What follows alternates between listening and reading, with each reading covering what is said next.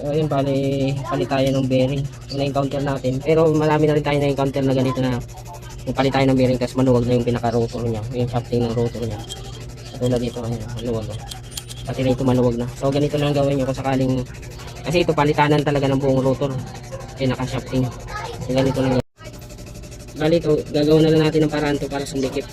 So pupukin na lang natin ito dito. Dito para sumikip siya.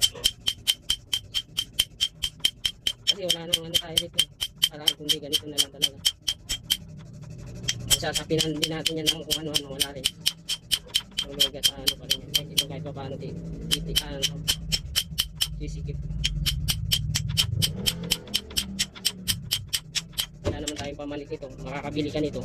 O yung may motor kayo na mag-kasya dito sa mismong clutch motor na to. Yun ang ay papalit nyo, yung mga lumang motor.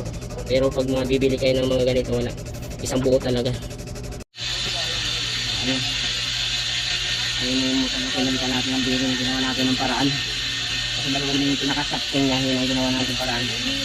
Kanya-kanyang discount na lang yun kung paano paraan yun para mawala yung ilaw. Okay?